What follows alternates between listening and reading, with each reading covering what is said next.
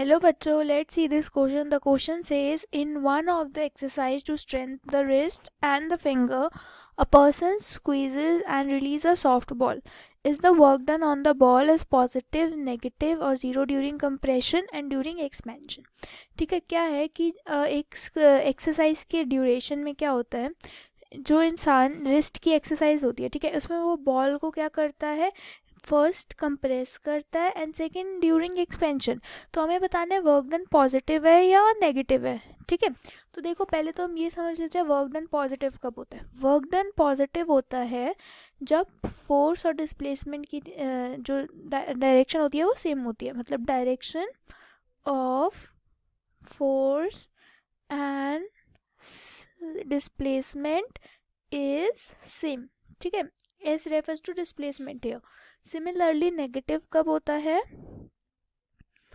When direction of F and force and displacement is opposite, जब वो दोनों opposite direction में होते हैं. और ज़ीरो कब होता है, ज़ीरो होता है जब फोर्स परपेंडिकुलर टू डिस्प्लेसमेंट होता है. ठीक है, तो देखो ड्यूरिंग कंप्रेशन क्या होता है, कंप्रेशन क्या होता है ड्यूरिंग कंप्रेशन. देखो ड्यूरिंग कंप्रेशन क्या होता है, जो सारा फोर्स होता है वो देखो बॉल की डायरेक्शन में लगता है ना. डिस्प्लेसमेंट की बॉल जहाँ डिस्प्लेस हो रही है वहीं लगता है.